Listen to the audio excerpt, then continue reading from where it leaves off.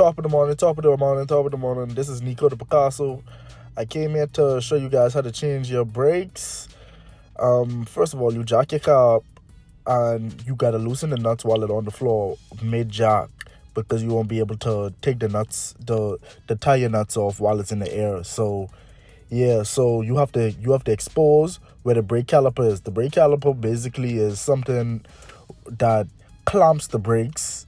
That it basically uses a piston to push the brakes onto the router when you press the brakes. So anyway, so from here, you open up the brake caliper.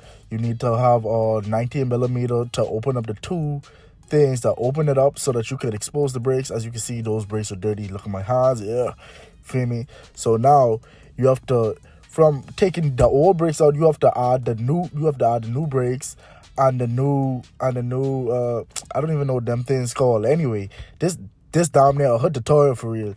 I have the car sitting up on top of on top of like 6-7 bricks. So I don't even have a jack stand, when I'm doing this in my slippers. So now, it's a pain in the butt to try and get these new brakes in.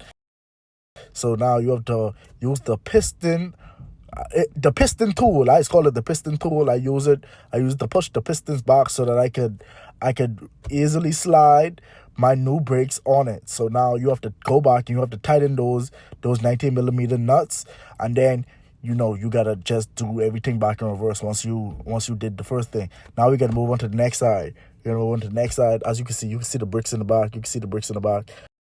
Make sure you stretch it before you're doing any type of physical activity like this. Yeah, that nut was kind of hard. Wait, pause. That nut was kind of hard to get out, so I decided I was going to step on it. So now, it's basically the same thing.